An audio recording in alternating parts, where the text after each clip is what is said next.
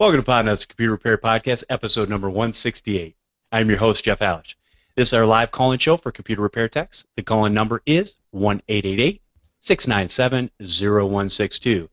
The Computer Repair Podcast is brought to you by Pulse Printing and Promotions. Get help with all your print and promotional needs.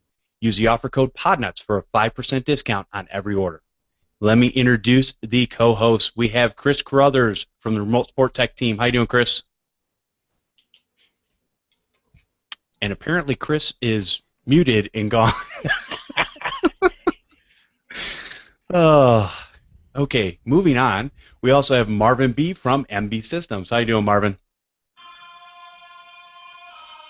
I am doing fantastic here in sunny South Florida. A nice 66 degrees. Oh.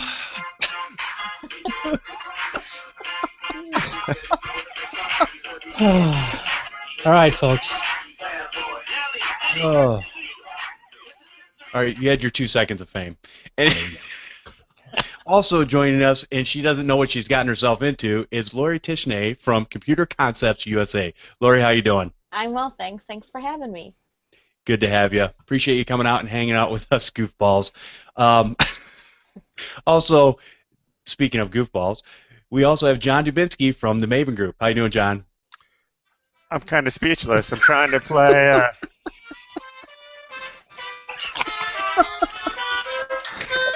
Let's roll out the barrels if anybody doesn't know it. All right. Best I could do on short notice. Wow. Glad to be here. Just for that, I'm getting an iPad with a bunch of little bloopers and bumpers and different things in there. I'm going to hook it directly up to my mixer and just push buttons all throughout the show. All right. Welcome to the show, everyone. This is definitely a kind of a goofy weekend, I guess. We're all excited about the Super Bowl or something like that. Big game. Can't say that. Big game, whatever. I don't watch any of those things anyway, so I don't care. Anyways, let's go ahead. And John, why don't we go ahead and start with you, and why don't you share a tip or a story with us that we could learn from?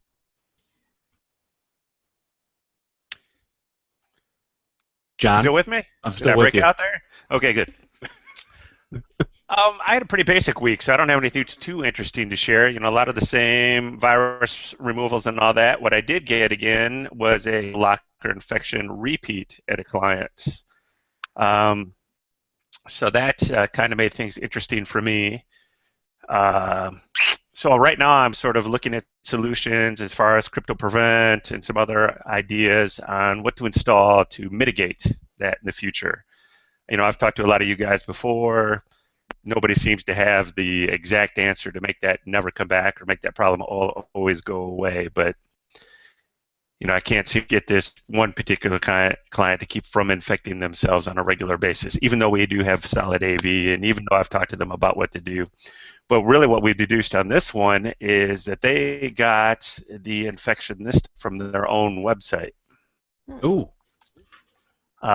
Because the only thing she was doing on her laptop was editing her WordPress website. And that's all she did the entire day. That's the only window she had open. So we tracked to that time, you know, when the infection took place and when she got that. So I've never heard of that before. I don't even know if that's happened. I was going to ask Matt Rudella about that, but so I thought that was a little interesting as well. So, but their web designer, who's not Matt, did find that their set was infected. I don't know if it's CryptoLock or not. I haven't done any follow-up with him on that, but that's what I ran into. Gotcha. And if we're having a problem, again, I don't know why the show's not streaming live. It should be. I heard a couple people basically refreshed, and hopefully it's up and running. I know YouTube over the last couple weeks have been having a problem. Jeff, if you can hear me now. I can hear you. Perfect. I just pulled the stream up on my laptop, and it still says this live event will begin in a few moments, so we are broadcasting to nobody. Gotcha. Okay.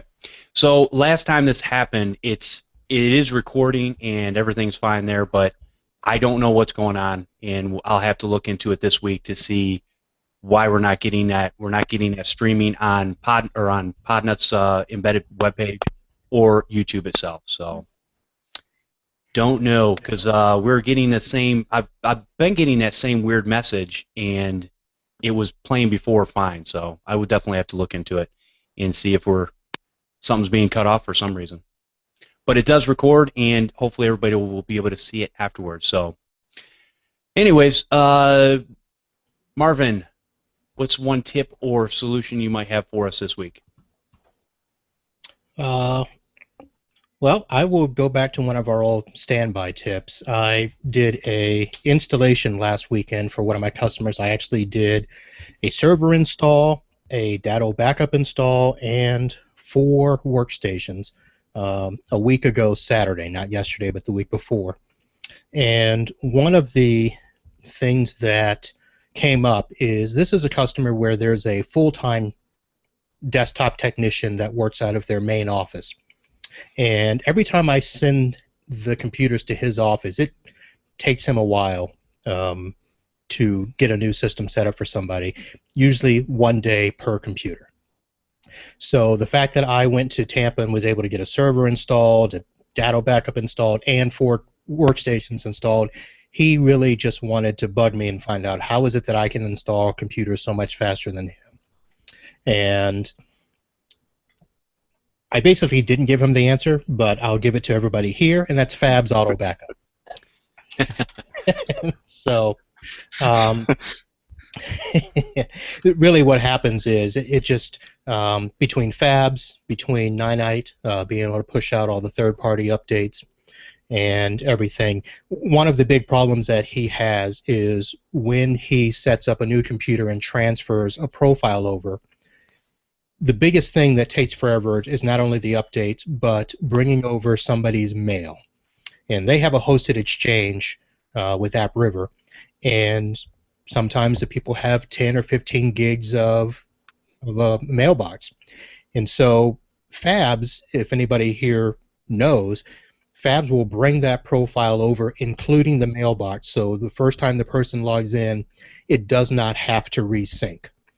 Whereas with this tech, and most techs who don't know, if you just set up a new profile on a computer, even if you do a transfer with Microsoft's file and settings transfer wizard, it's not going to bring over that OST file in a proper way. And so when you go to open up Outlook, it's going to resync the entire mailbox. So I found out that that's what was taking him so long, is he would open up the mailbox and just wait all day for it to sync. And wow. So he and I will be having a discussion later, and I will enlighten him on Fab's Auto Backup. Give him the goods. Yeah. No, that's good. Yeah, Fabs is great. I love it because it does those profiles. It does like 99% of the stuff that you need, and yeah, and it's quick and easy. So, what'd you say, John? Money well spent. Absolutely. Yep. Absolutely. Yeah, it's super cheap for a piece of software that does what it does. So definitely check that out. All right, Lori, what type of tip or story do you have for us this week? Well, my tip is actually the Dymo label writer. It's the twin turbo. It's the 450 twin turbo. And what it allows you to do is it plugs into your computer. Because I myself am constantly labeling either my file folders or pieces of equipment that come in that are mine or my clients. And I love this thing. It plugs into my computer. I can type in what I want on the label using my keyboard, and it automatically prints. And the dual one allows me to have one for file folders, and then I have a second one, so I don't have to keep swapping out the different stickers. So it has a second container in it, and I use that for mailing labels or anything else that I'd be using. But I love it for the file folders, because then I can label everything that's coming into my office or out of my office. And I also recommend it to my clients because they are always using the handheld label makers, and this one just makes life a lot quicker, faster, and easier. Gotcha. That's awesome. Yeah, I know a lot of people have been talking about when things come to the office, it's easiest to put a label on there so you don't mix up power supplies and different things like that with the laptops. Makes your life a whole lot easier. So that makes a lot of sense. Very cool. I piggyback on that. Yeah, go ahead. Hey, Laura, that's a great tip, and that made me think of 2 other things. Doesn't Repair Shopper integrate with that, with the label writer? Yep. I don't know. It integrates with one of them, and I can't remember. Paco LeBron is using one over with Repair Shopper, and I can't remember the name brand. We had it on a show a few weeks back, and Yeah, And he loves it. And the other cool thing that I just did this week for a dental office, is they have an actual Dymo adapter where you can plug the USB into their Ethernet adapter and then make your Dymo plug into your network to be a network printer. So that worked very well. Nice. What's that? Which one is that? Because this one is only USB. I wish it was networkable. No, it's not built in. You buy it's a Dymo sells it. I'll put it in the chat here in a second. And we'll make sure it's in the show notes as well. But it's just a Dymo Ethernet adapter. So you plug the USB into this, and then your network record into this, and then you just assign it an IP address, and it becomes a network printer. And that worked fabulous. Oh, lovely. I didn't know that. Thank you. Very cool. Awesome. So yeah, that's a great tip, Laura. Thank you. Yeah. Nice double tip there. All right, cool. All right, Chris, are you still with us? Yep. I'll see if I can find out. I have a couple of Repair Shopper accounts, so I'll see if I can find out which label maker can be integrated with it. But I mean, we do the same thing when a computer comes into the shop. We just have a regular label maker.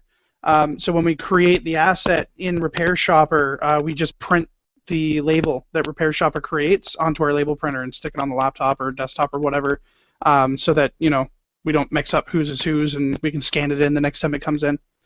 The tip that I wanted to give, though, and the story that I wanted to share with that, is with having a logo on your shirt or a logo on your hat, or however you want to wear that. I have been getting into the habit of wearing my work shirts, because I've had a few of them made, if I'm out anywhere and I'm okay with talking about business, right? If I'm taking my family out for dinner, I'm not exactly going to want someone to walk up and interrupt us. But the reason why this winds up working out is for a couple of reasons. One, I wind up with customers recognizing the logo and being like, "Hey, I gotta come see you."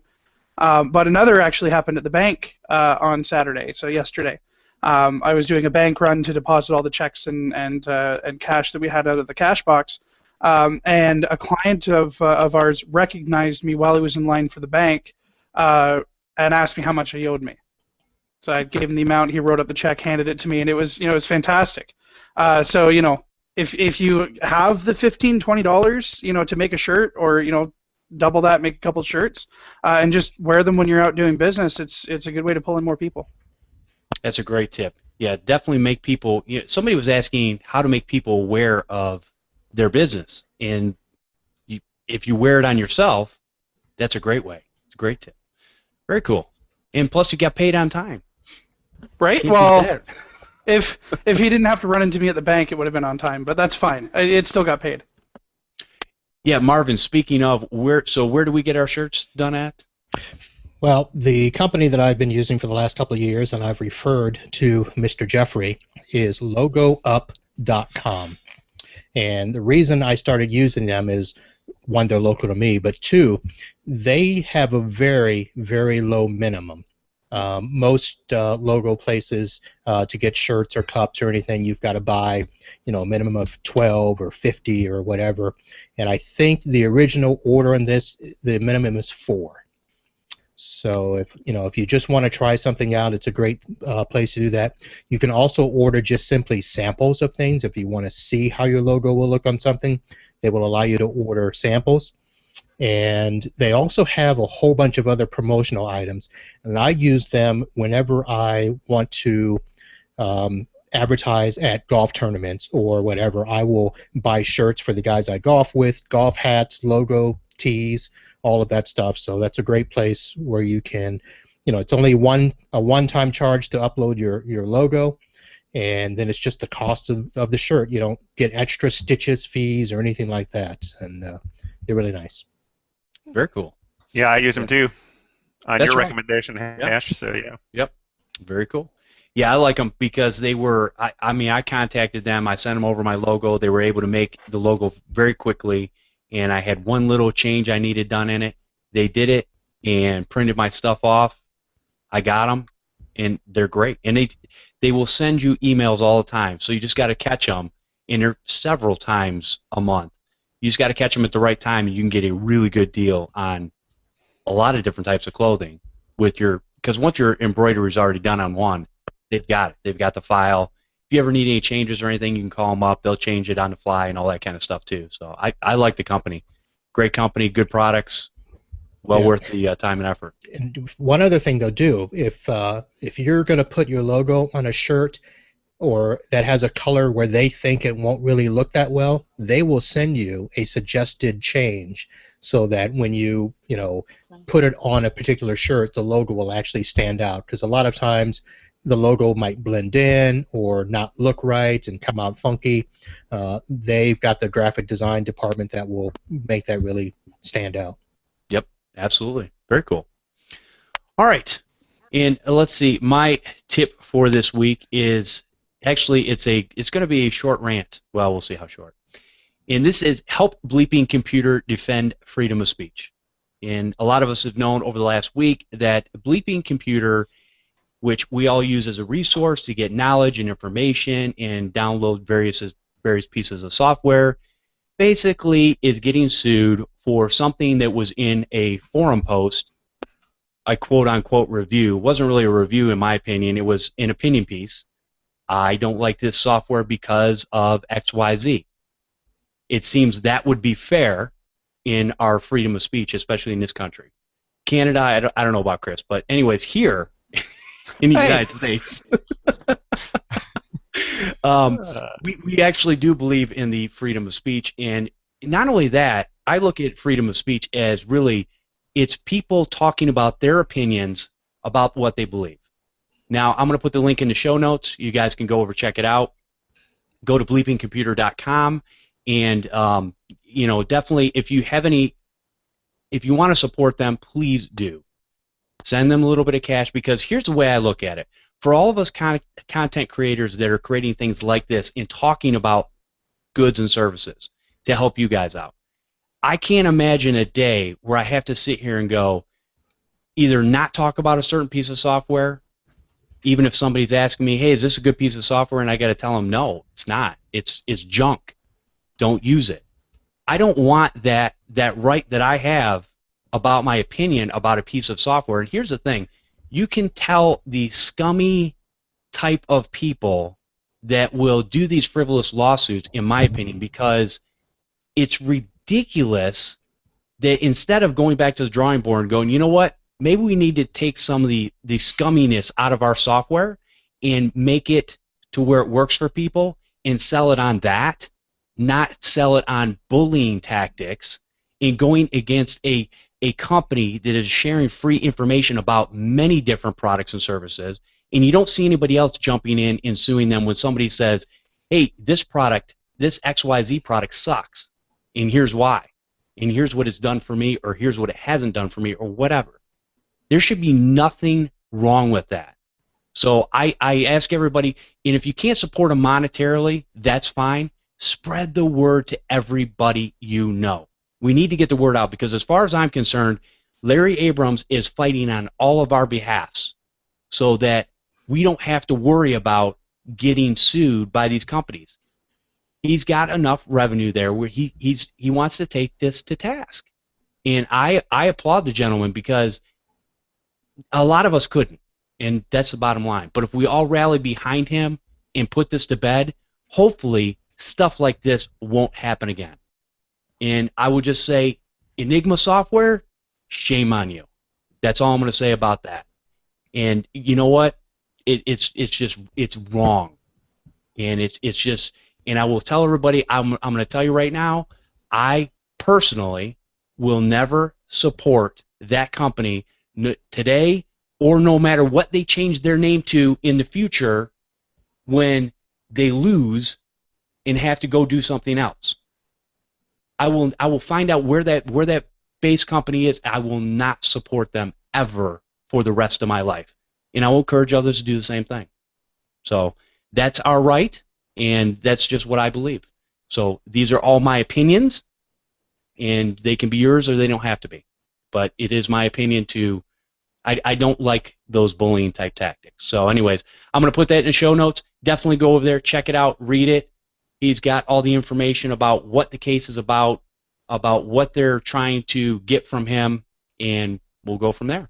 And I hopefully on the other side, we're going to see where the judge is just going to go, this is ridiculous, throw this out.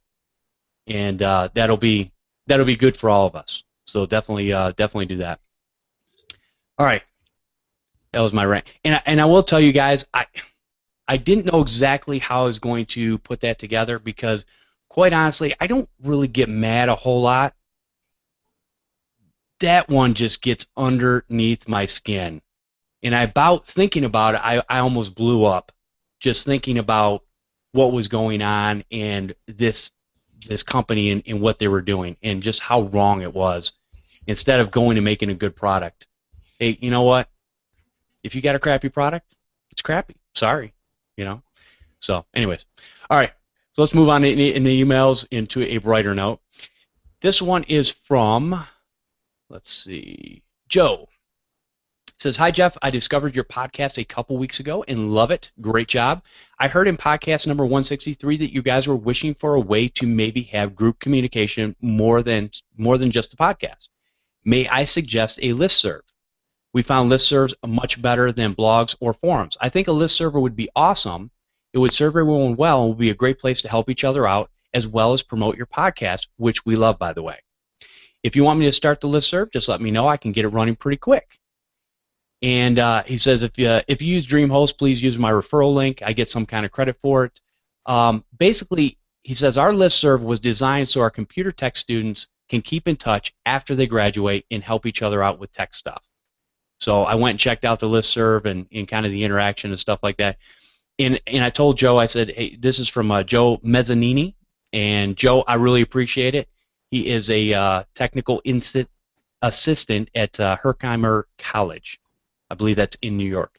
And I told him, I said, what we're basically looking for, and I'm letting everybody know, the reason I brought this up is I want to let everybody know, we're looking for something where we can have a repository of information, fixes, and things that we do on a daily basis where a group of us can come together, put that information out there, and maybe a communication where we can communicate back and forth instantaneously, and then have that information out on the internet for anybody to look at, but not necessarily contribute to. Because what I've seen in a lot of forums is that in order for me to get to the answer for the question I'm looking for, I usually have to go down to about 20 different posts, 15 of them which are nonsense, and 10 or so or 5 or so that may solve my problem. So that's kind of what we're looking for as far as we really need that repository with some sort of instant communication. I don't know that we've found anything that's going to fit that bill yet, but we're looking. So, but great idea. I'm a part of a couple of listservs, and I get some good information even for this show just by subscribing to those. So, all right. Email number 2 says, Jeff, I just listened to your show, and it's wonderful that you put links in the show notes for this week. Yeah, you thank the guests, because a lot of guests will give me the links to what they talk about in the show, and we throw those in there, and it's what we do. So I thank them. I run a small part-time computer repair business, and will be looking to expand it in the next few years. I love all of your shows and try not to miss a week. I love that you're willing to share your expertise and experience in running your business. Well, expertise, I don't know. A lot of experience, but I don't know about expertise. This podcast is one of your best, and I just wanted to send you a quick email and thank you for all of us small tech shops and independent contractors who work to help others with computer problems. Keep up the good work, and I will be a loyal listener as long as you produce content. Have a great day, and can't wait till the next show arrives on Sunday at 4 p.m.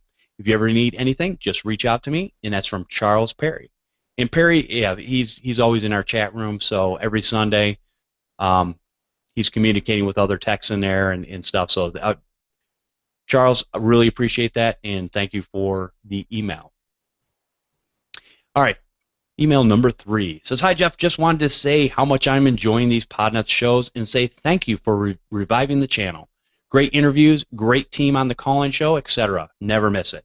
Again, thanks to you and your crew for providing such valuable info to the likes of myself just starting out trying to turn a hobby into a business. Cheers, Rennie Phipps. Hey, Rennie, appreciate the email, and thank you for the kind words. Really appreciate it. I'm glad that there are people out there that are actually getting something out of the show, and it's helping them. All right. With that, let's take a quick break. All right, our show today brought to you by Pulse Printing and Promotions. Get help with all your print and promotional needs. Business cards, postcards, stickers, mouse pads, fridge and car magnets, shirts, pens, and so much more. You can see some of the most popular items online, and new items are being added all the time. If you need something that is not listed, just ask. Make sure you use the promo code Podnutz for 5% off every order. It never expires. You can also sign up for their free newsletter to receive monthly specials, coupons, and such. And if you sign up for the newsletter now, you will be entered to win 500 business cards. Now, we started this contest last week, and we're going to run it for 4 weeks. So if you want to win free 500 business cards, sign up for their newsletter, and I will have a link to not only the website, but also that a link for signing up for the newsletter. Darren over at Pulse Printing and Promotions, he not only designed my business cards, but he printed them. And he did a real quick design for my new business card. I needed a little bit of upgrade, and he did it quickly because he wanted to show me how his product was. He sent me a box of the business cards, and I have never been more pleased. They're great business cards. You got my picture on them, and I'm able to hand them out to the customers so that hopefully they recognize me at least when I come to their home. So yeah, definitely check those guys out and get that. Remember, don't forget, use the Podnutz code for 5% off. All right, let's move into our main topic for today. And this was brought Jeff, is it printpromo.com? PulsePrintPromo.com? PulsePrintPromo.com, yes. That's the actual Sweet. URL, yes. Thanks. Yep. And so what I want to talk about today, and I thought this was an interesting subject that Paco LeBron had brought up to me in a chat earlier this week. Says, we really should hear a show about how you measure success. And I thought, that's an interesting topic, and I've got a great panel of guests in various points of their business that can actually talk about this and how do they measure success for their business. So, John, if you wanted to start off, how do you measure success in your business? Should I do my pull out of the air thing again that I got so many comments about? Yeah, exactly. Well, I think this is a tricky point that causes a lot of probably friction between the men in the van, such as us, people in the van, such as us, and maybe some of the bigger MSPs and all that sort of thing. And Jeff, I'll use you as solo tech that's doing this part time that already has a real job as well. So, I'm the lowest. I'm definitely the lowest of the low. That's for sure. People make fun of me all the time, I'm sure. Because he has a real job. Okay. Well, let's start at the beginning. A lot of guys get hung up on their numbers. As far as I made this money this year, or I want to bring home this much, or I want to have this much revenue. There seems to be a lot of revenue tossed around, that revenue number. I'm more interested in the profitability number myself. Well, explain the difference, because a lot of people don't understand the difference between gross and net, apparently. Okay. So the revenue number, in generality, let's speak in generalities. The revenue number is all that money you take in 1 year. So let's just round that number off to $500,000. So let's say you make $500,000. You bill and collect $500,000 in 1 year. All right, your profit is what you put in your pocket at the end of the year. So if you bill $500,000 and bring home $490,000 of it, that's a great year, because you only had $10,000 in expenses to pay employees, pay for the products you sold, so on and so forth. So that profitability number is really what I'm interested in. So I don't know, maybe you're a solo tech, you're doing this part-time, and your profitability is $35,000. Well, maybe that's your fun money. Maybe that's your living. Maybe that's whatever. And maybe that's a success for you because you're just doing this as a hobby. That's great. But a lot of people, or a lot of the techs and circles that I seem to listen to, really judge a lot of others on that. So I would circle back and say the way to judge your success, or what is success, is based on 3 or 4 things: your quality of life, or where you want to set that, how much you want to work. All right. So do you want to work 20 hours a week? Do you want to work 15 hours a week? Or do you want to work 100 hours a week? That's up to you. Where do you want to take your business? Meaning, I made the conscious decision to be a solo tech. That is what I want to be. I do not want to go back to having employees. I do not want to manage other people. I want to manage my clients and manage my own time. Or do you want to be a large, is the revenue goal your big goal? You want to have $1 million in revenue, 6 employees, be a big MSP, or you want to have $10 million, shoot the moon, 20, 30, 40, $50 million. So your success is based on where you set that. And I always, the young techs that I talk to or ask me is, I said, well, don't chase others. Let others guide you. Learn from the other people that you collaborate with. Learn from people like Marvin, who's been around the block. Learn from Jeff. Learn from you, Lori. Based on what they do, create what you want, and then reach for your own success. Is really what I would guide people to do. That's good. That's a great synopsis of kind of the same things that I believe when it comes to this. Lori, how about you? Because I've been around. Oh, go ahead. I'm sorry. I was gonna. We'll circle back to you, man. Sure. Lori, how do you measure success in your business? Well, I think John brought up a couple of really great points. For me, right now, I'm measuring my success by how busy am I staying, how booked am I becoming, and right now I'm booked up usually about a week in advance, which I'm excited about. Sometimes I get a little stressed out about, but I like getting the referrals from people, and that's what's allowing me to stay busy on my home tech clients. So, okay. Am I too loud? No, you're fine. You're good. Okay. Keep on going. Don't pay attention to the moving knobs. Didn't know what it was. Sorry about that. Yeah, so that's one of the things that I'm working on is trying to stay busy and trying to get referrals from people that I'm working with locally in town. Because Okay. I have a small repair business in my community and 2 communities around the area. So that's where really I've been focusing on trying to stay busy and keep busy. Okay. No, that's good. And so the way Lori looks at it is I'm booked up a week in advance.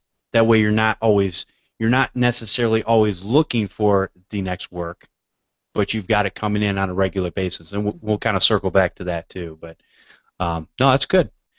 And Mr. Marvin Bee? Well, I would have to basically echo a lot of what John said. The first thing that somebody needs to do is qualify what success is for you. And I mean, I've been in those same situations where revenue was a motivator, trying to, fit the perception of what other people expected. It's one of those things where, in the early part of my business, people just assumed, oh, you're a tech, you're making a lot of money. Yeah. Okay. And I'm like, oh, well, I guess I better be making a lot of money. But I went through the challenges of growing my business and having employees and staff and, worried about all those expenses. And, it just wasn't the numbers. It was, John mentioned the quality of life. One of the things that I had to get through was simply peace of mind, because there were times where I would be, so worried about my techs either not doing a good job or they're sitting around the office playing because they can't figure out what the next step to do is, or they didn't want to work, or all those things. And I just said to myself, I can't be managing my techs. If they don't want to work, I don't have a way to automate their work or whatever. I need to readjust how I'm doing all of that. But I mean, we all have to look at that, and it's not just a numbers game. But I will say this: if you're going to use numbers, whether you're going to try to position yourself based on somebody else's numbers, you've got to come up with your own system to measure everything that you're doing. And it's not just how much money did I pull in this year. It's how much did I have to put out in expenses? How much did I have to put out for myself to live in my house with my wife, with my family, and make sure that I've got time to be home on the weekends and to enjoy being with my family. There's all those factors that come into what is success for each of us. Because what's funny is I technically am bringing home the same amount of money now as I did when I had my office and my techs. And to me, that's so much better than whatever the magic revenue number was, because I'm happier, and I'm still getting the work done, and I'm still getting referrals from my customers. So I'm, in my mind, I'm still doing a decent enough job to keep my business going. That's good. Yeah, I like that. And Chris, how do you measure your success? Well, I mean, I'm in Canada, so I think we use different numbers for money. Uh, no, you know what Monopoly though? money? Yeah, they're called dollary dues, Oh, actually. that's right. I'm sorry. Yeah, yeah. Same thing. With our loonies and toonies, figure out which one of those three things are real. Um, no, you know what? Here's the way that I see success, and this is probably going to sound a lot like Mr. Marvin there. For me, my success is not really measured financially, but it's measured with how happy I am with my life. So, you know, I want to run my own business because it's not that I don't make a good employee, but I don't like working for other people. Right? Because I am too much of a, you know, I want to make my own projects. I want to set all of these things myself. That in itself makes me happy. The fact that my kids are clothed and fed make me happy. The fact that I know that eventually I'll be able to buy a house instead of renting, that makes me happy. Right? The fact that I can stop working at 5 or 6 o'clock so that I can spend time with my family makes me happy. Those are all the things that make me happy. Now, if that means that I have one employee so that they can handle the evenings and I'm not working, or if it means that I have 50 employees, none of those things really make that much of a difference to how happy I am in life unless they're starting to cause me grief. Right? So I can't measure success on how big my company is, on how much money the company is bringing in, or any of those things, because none of those things really affect my happiness in life. Mm. I'm hearing the same thing across the board here, is that a lot of people are measuring their success, it sounds like, by how happy they are. You know, how busy are you, as long as you keep it within a good parameter there. What were you going to say, John? I think you can quantify it a little bit and add on what we're talking about in some of those satisfaction terms, really breaking down your business success in 5 ways. The first would be profitability, meaning making that money, watching your numbers, you know, anything in the accounting in the books. The second is growth. Is your business growing? Third would be your customer satisfaction, you know, as connected to your growth and your profitability. Fourth, if you have employees, is their satisfaction. Because circling back, if you have, and I know Marvin will attest to this, if you've got a great employee, there's nothing better. If you have a bad employee, there's nothing worse. So, you know, that's a huge asset. And then the last, to circle back, what we're talking about is owner satisfaction. So at the end of the day, you know, if you're sitting on top of your empire and you're happy, you're successful. So then you can swing back and start all over at number 1 and try to increase your profitability, continue to grow to your business, increase your customer satisfaction, get more employees and keep them happy, and then revisit your own owner satisfaction. So round and round. You know, Lori, you smiled when he said something about bad employees. So do you have a story about that? Or an opinion? No. No, just how if you have someone that's working for you that maybe not doing a good job for you at a client, or isn't keeping track or doing the things that you think that they should be doing, it takes a lot of time and energy from you as a business owner. And right now I don't have any bad employees right now, but I'm just, yeah, I think if you have someone that's not working out for you, you are better off not to keep them, because of the energy that they take from you can really drag you down, and it just complicates a lot of other things in your life at that point. Right. Absolutely. Yeah, I agree.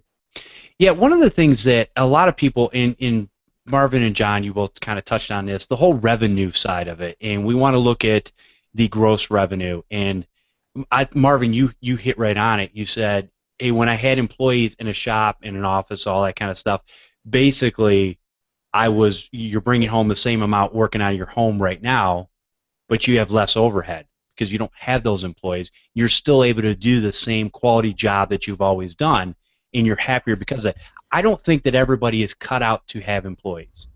And if you can, and that's what you want to do, and it doesn't drive you bonkers, more power to you. I always tell people that my work, or really anywhere that I go, would be great if it wasn't for the people. But because of there's always people everywhere we go, everything we do, they just make life horrible sometimes. And I think that you really need to look at that and go, okay, if I'm making the same amount, so here's a difference.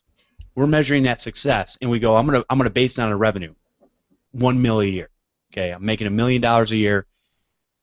Okay, or I'm bringing home the same amount, but I might have 6, 7 employees with that. But I'm bringing home the same amount working by myself, working my own hours, making my business the way I want to run it. And I'll give you guys a prime example. A lot of people look at me and they go, well, you don't really have to chase the work because you have a full-time job. There's some partial truth to that. The reality is, though, we all need money. I mean, I've got a wife and 5 kids. It takes money. House, electricity, everything we do. We walk out of the house to go to the store. It's $100 minimum. Doesn't matter where we go. I mean, it's money, money, money.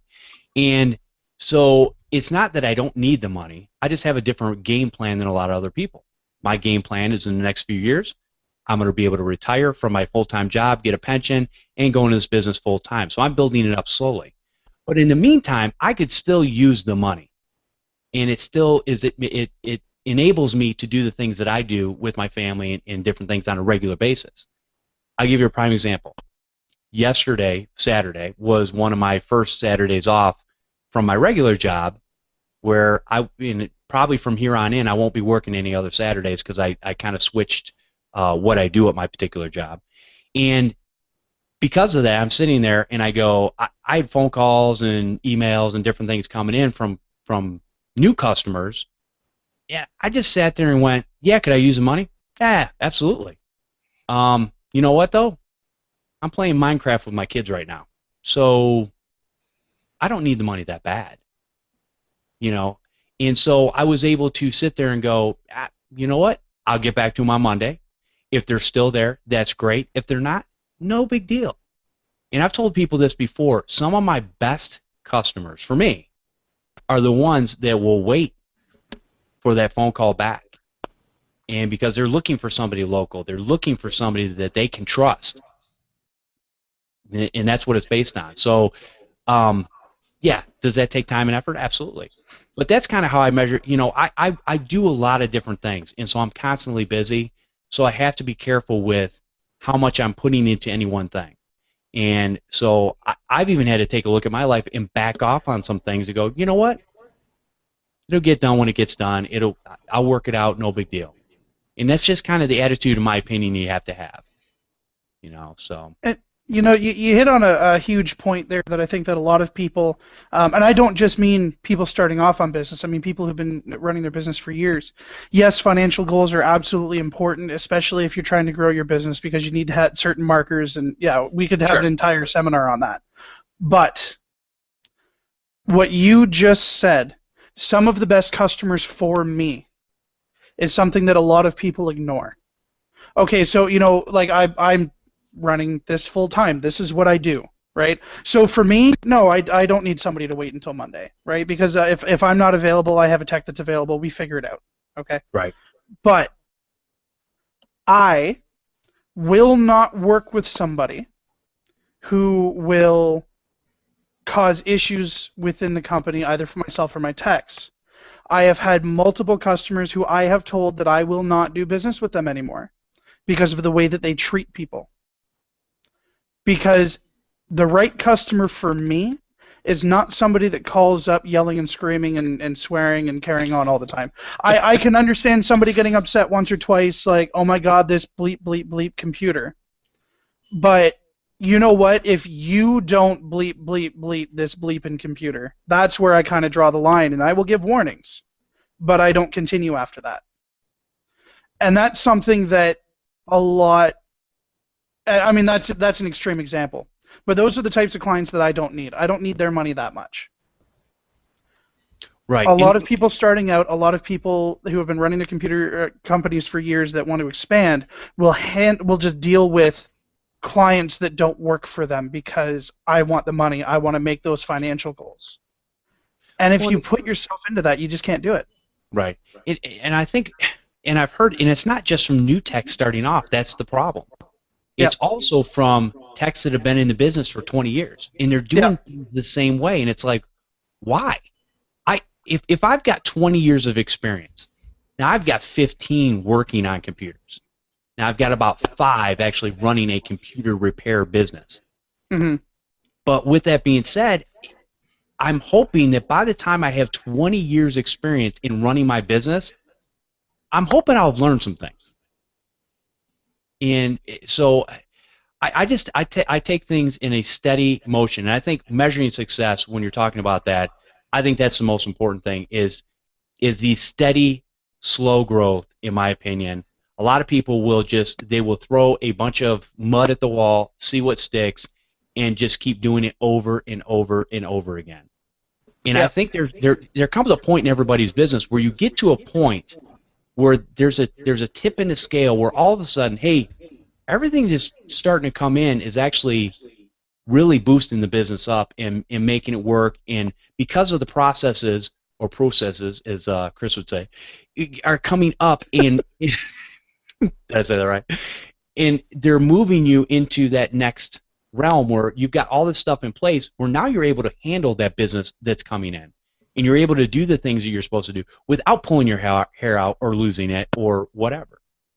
So. Oh, absolutely. And the interview process with your customers is extremely important, because especially if you're planning on having a long-term relationship with this client, you need to make sure that you can have a relationship with this client. And that's what it comes down to. Right. If you can't deal with a client or help a client in a way where you're both happy, and you both don't wind up complaining to everybody outside of work about this person or this company, you're doing it wrong. Flat out. Because they're going to suck your energy out of you. It might not even be time. It might just be energy.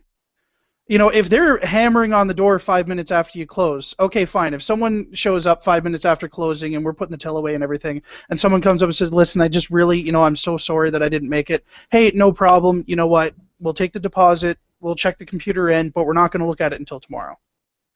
If somebody is hammering on the door screaming at us about how it's only been 5 minutes and you need to take my computer right now, that's not a customer for me. Right. If I have somebody calling in constantly telling me, oh, I spend this much money a month with you, you should be able to fix this for free. Sure, if they're a good client and they're not taking that approach with it, I might throw in a freebie every once in a while. Doesn't happen often, but I'll do it. But I'm certainly not going to take a demand from a customer to fix something for free just because they feel like they're entitled for it. And those are the two different types of people.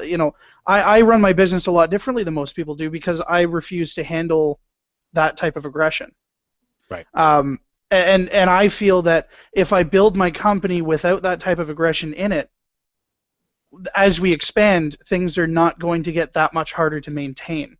If I continue to take clients like that, all of my energy is going to be expelled on a couple of bad clients that just isn't worth it. And it's just unfortunate because I'm watching some of my white label IT clients are starting to full collapse, and I'm starting to wonder how much of it is it because they're allowing certain clients to monopolize their time. Yeah. No, I see it all the time. I've told people that unfortunately I see over 75% of technicians, business, shop owners, whatever, get out of this business all the time. Mm-hmm. And that's, in my opinion, that's too high a number, and that's because a lot of times not only are they being maybe taught the wrong things, but they don't really take a look at their business, and they just think, I just got to do this. I got to do it to make it work. And that doesn't work.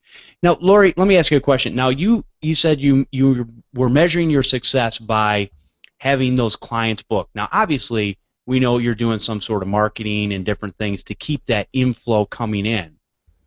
And but with that, how is it? What other things do you measure your success by? Is there something do you have long-term goals that you kind of set out for yourself and say, I want to be here at this point in time as you're running your business? Those are great questions. Well, no, I really don't. I don't really think full, like long-term. I think I go to work every day. This is what I do. This is my living. And I just keep plowing at it. Okay. It's interesting. This year, though, I am making different decisions. I actually, when Chris was talking about a client, I actually for the first time have decided I didn't want to go back to work for a client, and I'm not going to, because they were very unhappy with our first visit. We didn't do anything wrong in that visit. They just seemed to pick everything apart that we did.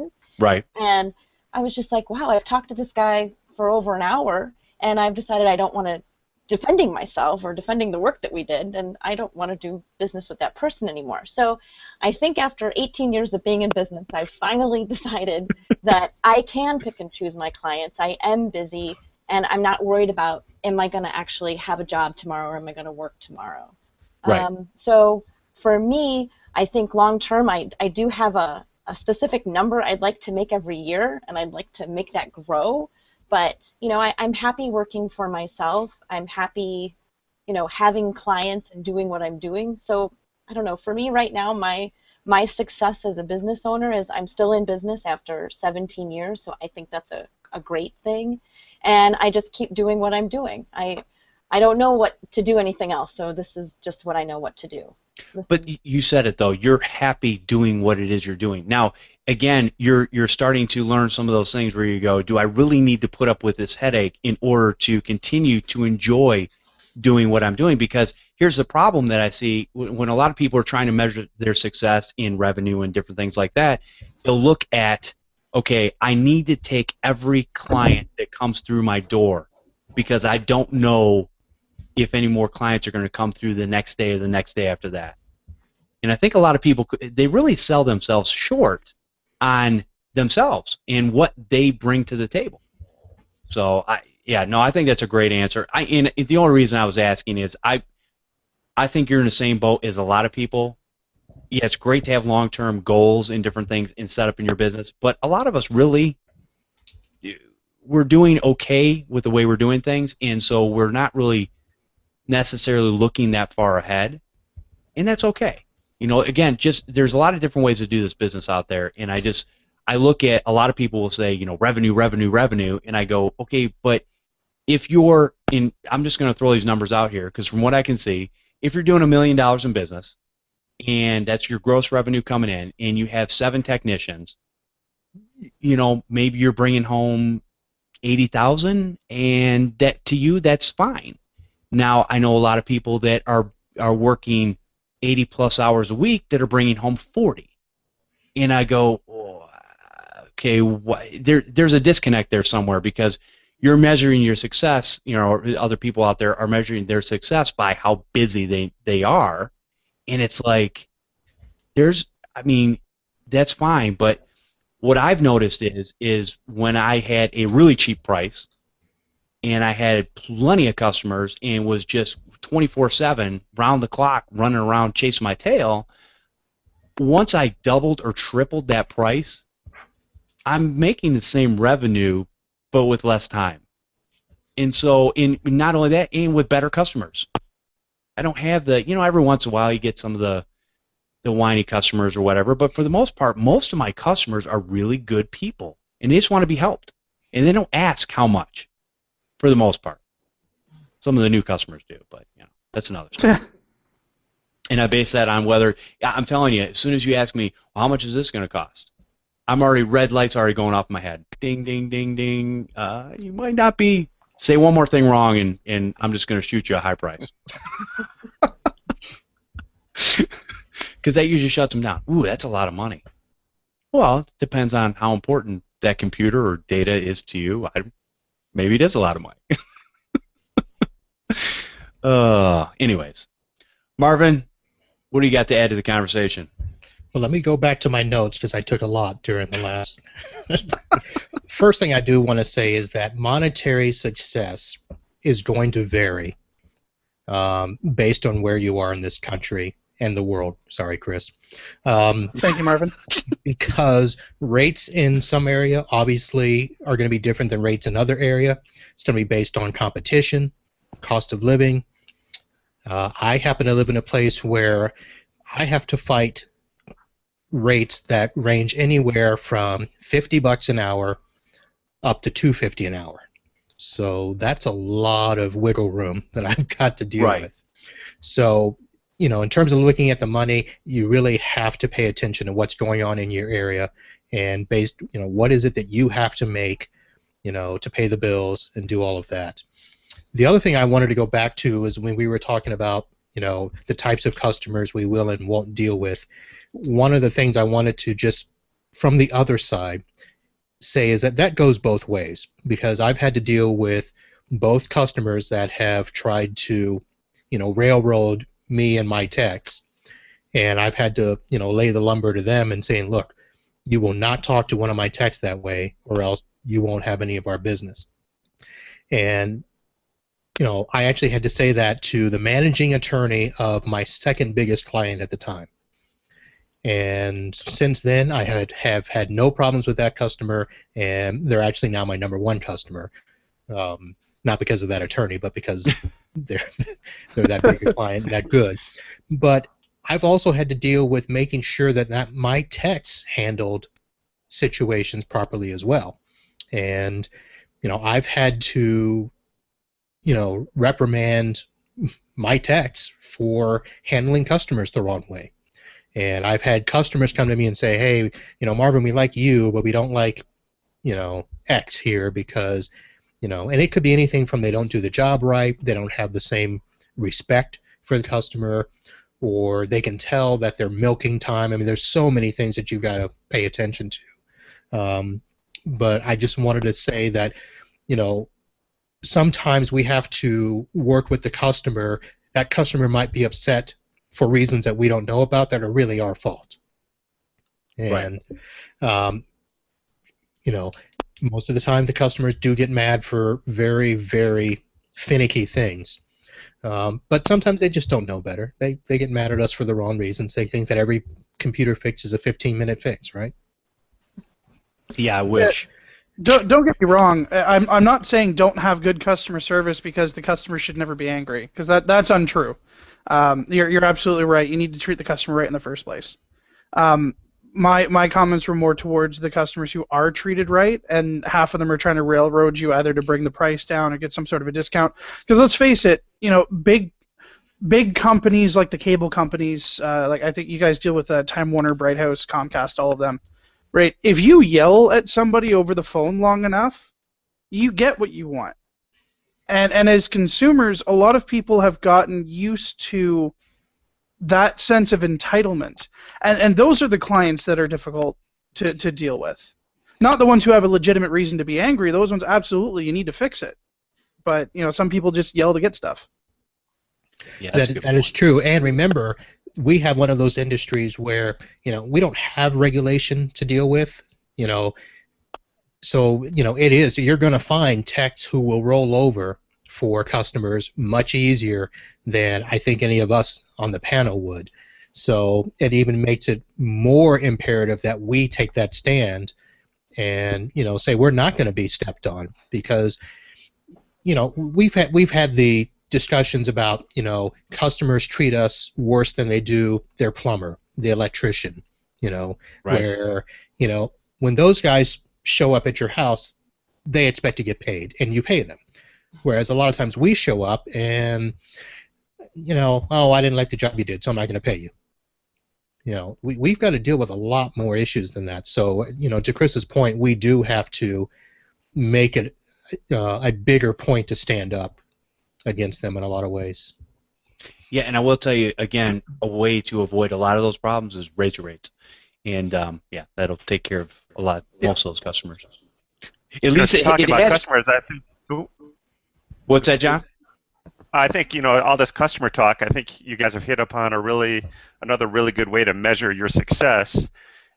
Once you get comfortable in your business and you got a couple years under your belt and you're starting to get a little comfortable, if you want to measure your success, start asking your customers what they say about you. What I mean about that is, if you have good customers, they'll be willing to take the time and actually give you good feedback. That's how you'll know you have a good customer. Plus, they can then push you out of your comfort zone, because maybe you've gotten a little more comfortable. Maybe you're slacking a little bit. So you'll get some good, honest answers out of good customers. And if you're getting good, honest answers, whether they're good constructive criticism or solid praise, that is a great way to measure your success. Yeah, and talking about measuring, not only measuring your success, but measuring yourself. And that's a great point, John, because I think a lot of technicians do get comfortable in doing things the way they've always done them. And it's like I'm always looking at how can I either improve what I'm doing for my customers or even improve my process to get the job done. This is gonna keep going. Sorry. Sorry. It just ran out. I'm sorry. Sorry, Chris. But no, I think that's very good. We need to look at ourselves in as far as measuring that success and not get complacent in what we're doing for our customers. I always want the customer to walk away and go. I had a guy late last year. I still remember he'd come back for a couple things, and it was a couple different computers. But on the second one, he's walking away from the house, and he just paid me a good sum of money for a short bit of work, and he's like, another satisfied customer, and walked down the driveway. So that made me feel good because I was able to fix a problem that there was a lot of other people that couldn't or didn't want to take the time to. Yeah. So, anyways. Now to clarify this, John, what you're talking about isn't just a survey, right? Like surveys. That's the furthest thing I'm talking about. Okay, I think yeah. Surveys are bad. Because nobody likes to know those surveys are good to get a lot of information from a lot of people over a short period of time. But it sounds like you're more talking about actually individually reaching out to people, which I think is a fantastic process to get into. Especially especially when you start to feel complacent, but especially if you start to see a change in the way your clients are acting. Right. Yeah. And I mean, if you start to see people having shorter conversations with you, right, or maybe not calling in as much, then that might be another good time to start thinking, like, maybe I should start talking to these people because they're regulars and I haven't heard from them in a bit. Chris, I almost think you should do it when you're, Sorry, go ahead. when you're starting to feel a little bit when you're feeling a little bit comfortable. As soon as you start to feel a little bit comfortable, find some way to push yourself out of that comfort zone. Yeah. And I'm not just talking about talking to the business owners too. If you're working with the receptionist who you see all the time and you probably interact more with that person than you do the business owner, ask him or her, hey, how am I doing? What could I do better? Because a lot of the times they'll give you more information. Oh, it's just so hard to get a hold of you, or I hate that ticketing system, or it's just so complicated and then a lot of the times you can fix a problem or make your solution better. One, you can say, well, that ticketing system's that complex because I really need that information, and here's why. Right. Or, boy, if you've got 25 mandatory questions to answer in your ticketing system, that's just crap. Maybe you can reduce that to 3. Just give me your name, phone number, and you got a problem, and I'll call you back. Right. Something like that. But just push yourself out of that comfort zone. And I don't want to lessen the point that you'll know you have a good customer because they will gladly give you good feedback. Right. Because they want you to be better for them. So that's how you know you have a good, typical circle of life relationship. Well, and another thing a lot of times you'll hear people talk about is they'll talk about asking the customer whether it's the tech, at the secretary at the workstation or whatever, what are your pain points? And so, because I think a lot of times people look at this and they go, well, I don't want to ask somebody what they think about me, because if they say something bad, my feelings might get hurt, especially, for us techs. But I think there's different ways to ask that and get the same information across, and you'll get that out of a good conversation with your customers. And yeah, I really believe this business is based on relationships, or it should be. And again, it makes it a lot more enjoyable when you have a good relationship. Right. I mean, it's fun to go to the offices when you know the staff and the staff gets along with you and the business owner trusts you, because then price becomes less an objective about anything. Right. When there's the trust and the relationship. You say, customer, you need this because you need it, not because I want to sell it. It's because you trust me. Exactly. Very good. All right. Any other points that we haven't hit on yet as far as I think we've talked about a lot of good things about how to measure your success and how to do things in your business the right way without irritating yourself and being disgruntled while you're doing this business. Because I really don't understand how people in a people business can be so angry all the time at how their customers treat them. I'm like, I would leave and go do something else too. Let's just be honest. Any other lasting thoughts or anything that anybody wanted to bring up before we kind of cut the show out? Yeah, don't be afraid to ask for help. There are, I think, too many people in our industry that not even help, like, let's get somebody else working on this customer's computer, but more, questions about running their business, questions about, how to fix something in particular. There are plenty of forums out there. There's plenty of people that you can reach out to that will be more than happy to help you out. But don't be afraid to ask. If you're too afraid to ask, you're too afraid to grow. Good wisdom there, Mr. Carruthers. All right. Well, Lori, if people wanted to find out more about what you're up to or ask you a question, where could they do that at? They can find us on our website at computerconceptsusa.com. Awesome. And you do training and fix computers and all that. Yeah. So we God bless you, because train people on how to use Word, Excel, PowerPoint. Oh, Lord. Microsoft Office. Thank God for people like you, because that's something that I will never do. But anyways, no, that's awesome. Very good. So, yep, get a hold of Lori, and she's got great website, great learning tutorials, and different things that she does. So, awesome. And Mr. Dubinsky, where can people find out more about you? Mavengroup.net. All right, man. And Marvin, if you turn on any music, I'm going to come down to Florida and smack you. But no, where can people find you at? Find us at maninthevan.net. Awesome. And Mr. Carruthers, Mr. No Camera Found, where can people find you at? No camera found. You can't find me in a camera. We are at Remote Support Tech Team, white label IT services to help you grow your business. You can reach us at 866-568-2813, or you can send us an email, info@rstechteam.com. Thank you very much. I appreciate everybody coming out today. Mark your calendars, Toronto Unconvention, July 22nd to the 24th, 2016. We'll have a link in the show notes. You can go check that out. There's also a survey from TechNibble that they put together for the Toronto Unconvention. We would love everybody to go over there and fill that out. It's real simple. I think there's 7 or 10 questions, real easy. Just kind of give us an idea of what you guys want to hear about, because that's the whole reason for doing it, is to help you grow in your business. All right, come join us live for the Computer Repair Podcast every Sunday at 4 p.m. Eastern over at podnutz.com/live, and I will work on that this week to get it fixed. Join in on the conversation by calling in live and hanging out in the chat room.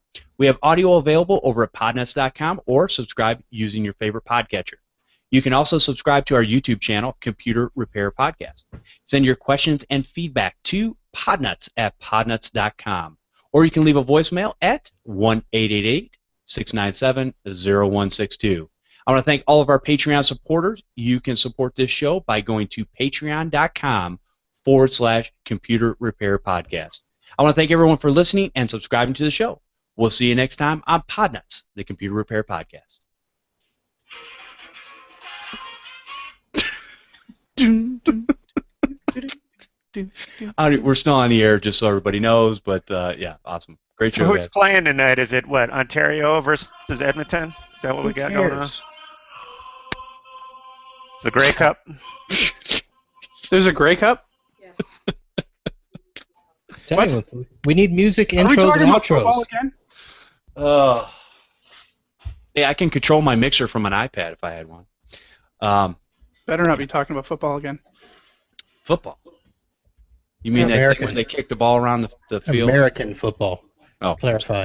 Yeah. Anyways. Well, that was a bummer. I don't know what's going on with the live feed, everyone. So Yeah. everybody watching at this point, I will go back in and see if I can figure out what the problem is tonight. I really don't know. I figured it was just a glitch last week, and we wouldn't run into the problem again. But I'm seeing the same thing where it's not showing. I might have to clear everything out in my saves and go back in and recreate. Because I use a template that's already created where I just add another event. And it looks like maybe there's something sticking in there somewhere. Because it shows, right now it's showing live. Yeah. I've got everything's showing live. We're actually recording. It recorded beautifully last week and posted as soon as I was done. So I don't know. Two other things. So I went right to YouTube as well. I wasn't just looking at the website, and it wasn't working either. But what I did notice is that Linux, the Linux stream was up, so that one was working. See, I said use Linux. Oh, come on. That's not what I said. Interesting. Well, yeah, I'll definitely have to look and see because we used for IT Jetpack. We used that on Monday, and theirs streamed just fine. Yeah. So it's definitely not from this end. It just might be something in my particular YouTube channel that's quirky for something. So I don't know. Blame Google. It's fine. I'm hearing a lot of Cylon tonight. Yeah, there's somebody that I'm hearing. Well, I mean, there's Cylining because of internet connection, and then there was where I would hear feedback every little bit too. So I don't know. I've been muting my mic when I'm not talking, which was actually a lot of the time during the show comparatively. So just saying. Yeah, so I don't know if muting the mic's going to solve the problem. I'm trying to figure out where the loop is coming back in at. You know what I mean? Because you talking, just you muting your mic, it's not really gonna. It'll still come back. It's coming out of the speaker somewhere through your headset, so on and so forth. So, not really sure. Yeah, I don't know. It's not just you, Chris. I get this on whether it's IT Jetpack or some of the different panels, just with different people's setups. So. I'm hearing it now. Are you hearing it now? Mm-hmm. I see. I don't hear it right now. Yeah, I'm not hearing it either. Huh. Yeah, and my little green bar isn't going up when you guys are saying that there's a feedback either. Like, I've been trying to watch the bars to see who it's coming from. Okay. I don't hear it now, but I was hearing it when you were talking. And see, part of the problem is what Google does. So if you're not talking for a long period of time and then you start to talk, Google's actually pretty good at bringing those down, and so you don't get that reverb back. But I'm doing everything through a mixer, so it's going into my computer, out and back through, and yeah, all kinds of weird stuff. But John, what are you doing? Absolutely nothing. John is messing around again. Wait, how'd you do that? Oh, no, don't do that. Don't. On the left-hand side, there's a control box. What's it called, John? I can't even remember. Google Effects. Yeah, Google Effects. Yeah, I don't even have it in my drop-down toolbox. Oh, no, I do. Oh, wait a minute. Crown? Oh, no, this one. No, you meant a tiara, right? Yeah, a tiara. How do I put it on? Just click on it. That's fantastic. Can we do the show with you like this next time? Well, I promised I would never do it again. The show. First time I did it. And the first time. Actually, this is still being recorded, so this is like the after show. So yeah, all that stuff's on there. Wait, my tiara's not showing. At least I haven't sworn yet. Uh-oh. Yeah, really. How do I grab the tiara? I clicked you it, should just but be I able to couldn't click see right it on it, and it's not doing it. No. Yeah, you should just be able to click on it. Here, I'll wear it for you. There you go. I like the randomize at the bottom. Wait a minute. Oh, see, now you're just a corporate chill at that point, man. There you go. Mine is not working. I clicked. I know how to click. Hey. No. See, now I'm pretty sure that John just got like 50% smarter right there. What is that? She said she knew how to click, so I had to, give her a clap. But I'm so upset I can't get the tiara. Arr. At some point, I'm gonna take a sound bite of a slow clap. There you go.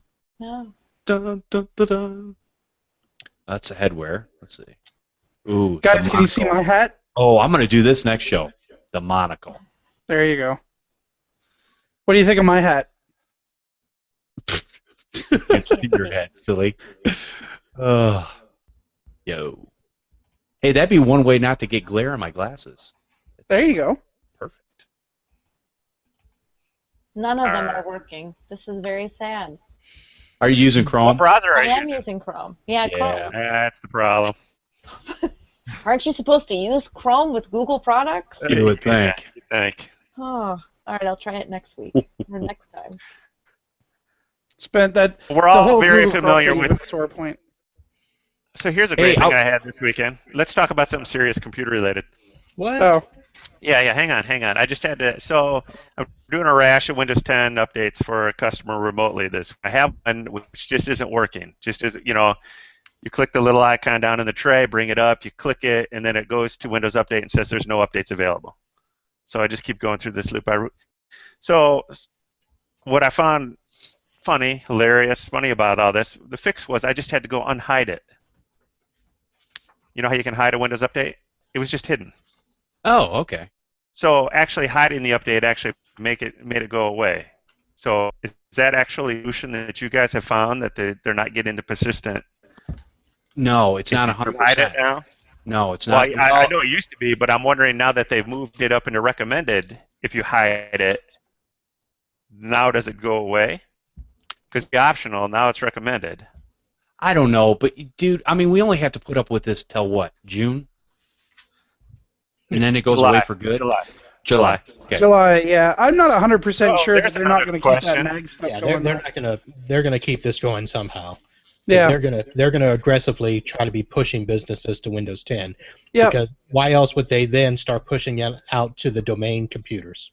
Yeah. Yeah, have you Wait, had wait. any of your domain computers show up yet, B? Not yet. 'Cause That should start soon. And the problem is going to be is the only way you can suppress it without a registry edit is Microsoft won't push it out to WSUS or Security System Center. So we've got to figure out something to do in our RMM tools that we can, remove it out of there, because I took a bunch of my customers off of WSUS because my RMM updates were working better. Yeah. So I've got to look at that. Through Enable, I approved all of the different versions of the upgrade to Windows 10 for approved for removal. And then if somebody wants to upgrade to Windows 10, they just contact us and we flip it to approved for install. That seems to be doing fine because every time it tries to download the update, it just deletes the update. Hey, John, is that in the recommended now? Yes. Yeah, I 'Cause think it was supposed to start this week. I didn't see it show up in, because I suppressed it when it was an optional in Ninja. And that works in Ninja. It does hide it and keep it from installing, but it can still manually make it go. Okay. It hides the update. It doesn't hide the taskbar. Right. Okay. Well, that's where the approved for uninstall wound up helping, because it was actually actively uninstalling the icon from the taskbar. See, I'm not having that. The only way I've had 100% success with that is like with that, what is it, GWX control panel or whatever, Right. Yeah. which goes in and makes the registry edits. That's the only way I've had 100%. Whether I've tried to manually do it through script or do it myself or do it because they keep changing it. Yeah, don't get me wrong. It could just be that they're not complaining about it anymore. But Right.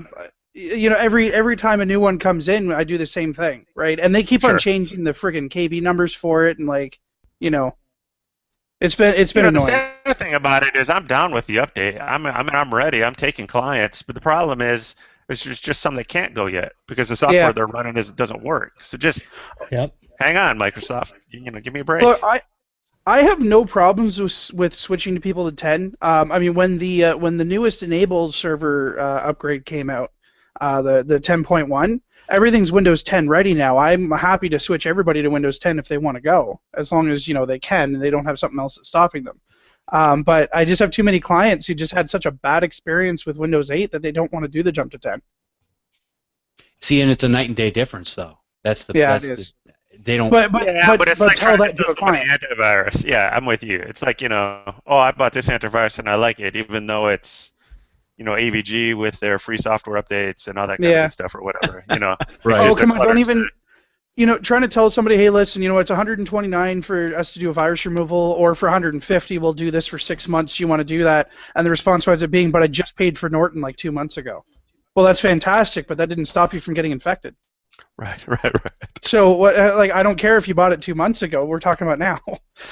All right. Well, Okay. On that topic, let's talk more about me. Crypto locker. Crypto locker. Crypto locker. What are we doing?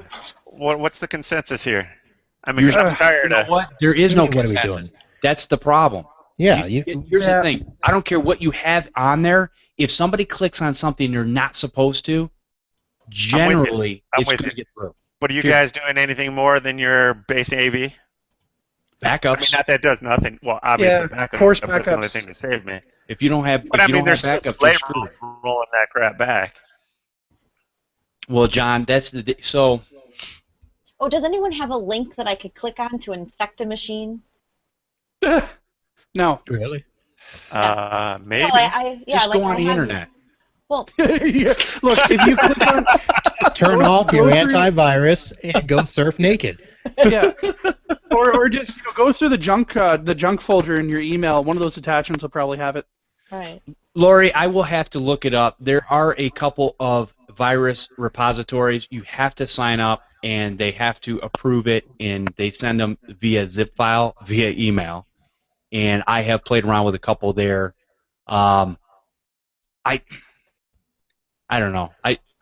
I stopped playing around with them. I probably should have a system that's offline that I just drag and drop them to. I was just afraid I was going to infect something that I shouldn't.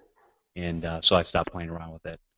So you guys aren't playing around with Crypto Prevent. You guys aren't.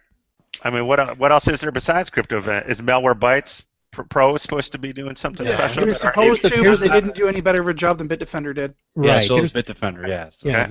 The problem, John, is that they're all going to, mutate around those things. Right, because it's only a signature fix. I get it, Correct. because the software's not doing anything wrong. It's doing the same thing that we ask BitLocker to do. It's just not giving us password. John, how tight do you want to lock down your customers' domains? That's really what it comes down to. No. I understand that, because that's my hesitation versus doing Crypto Prevent, because then I don't want to be chasing that. It's the same When I thing, though. rolled it up. If you Yeah, can I'm with you. lock it down in group policy, you're doing the same thing. Crypto Prevent Roger. really was made for the home version of Windows. Yeah, and I'm thinking of my smaller networks where I don't have them on a domain or something Okay. like that. Yeah, perfect. And I And just want to again- make my only concern is my only reason for asking is I just want to make sure there's something that I should be doing that I'm not. And it sounds like you guys are on the same page as me. Yeah. My people are getting infected too, and that's what I don't understand. Sorry. Whether they have Bitdefender or whatever on their system, they're still getting the CryptoLocker virus, and I don't know that there's anything out there that's 100%. Oh, I'm sure there isn't. Ken So- Dwight talks about it all the time, but I've never heard him talk about like a surefire fix. Well, the problem is just what B said. It's not doing anything quote unquote malicious. It's just encrypting. Yeah, and another problem, like we wound up actually running into a huge problem with Crypto Prevent, where it started blocking things like Spotify and programs that just happened to be running out of the wrong place according to Crypto Prevent. So I'm not putting down the software because you can only really do so much with something like that, but it was causing enough callbacks from people that were having issue with that it was easier to just tell them, like, you know what, listen, we're going to have to take it off then, but you need to back up. And Yeah, Crypto Prevent and wasn't 100% protection anyway. Well, and the Well, other you can thing, get that when kind of feedback just from an AV. Yeah, well, for sure. So, yeah. But it's easier for me to put in a white, a whitelisted item for, the managed AV throughout the entire system than it is for me to manually go through and, put in a whitelisted item every time somebody calls. Roger, absolutely. Yeah, that's what I don't want to do is install Crypto Prevent and then all of a sudden have another job managing Crypto Prevent. Yeah. So yes. The yes, best, yes. my opinion, and this is based off of, just seeing it, Viper started to slack Bitdefender has been doing a really good job with it. We've had 2 systems get crypto locker, well, crypto wall actually, but whatever, same thing, since we switched to Bitdefender. So you've had success with Bitdefender blocking it or getting in front we've of it. had a lot more success with Bitdefender blocking it, yeah. But we've also had to keep on top of our website blocking, right? Like blacklisting sites that we find and all of that. As long as we keep on top of it, we're doing pretty good. And keeping on top of the customer education, right? Don't click on that. Like, it's been the big. We have clients now who are calling in because they get a completely legitimate pop-up, and they're afraid to click on it because we told them not to. I'd rather them call me for that, So yeah, we've really been pushing it. That's good. I'm glad people are listening to you, Chris, because I talk a lot. You can't. My favorite call is still. I don't know how Windows 10 got installed. Right. Because you clicked yes 5 times. That's right. 5 times you clicked yes. I didn't know what I was doing.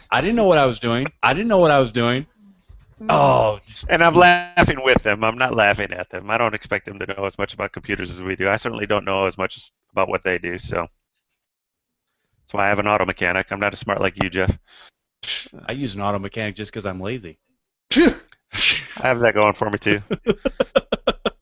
I can wrench on a car. Don't want to. I can put a roof on a house. Again, don't want to. Why do you think I'm sitting here talking about this crap?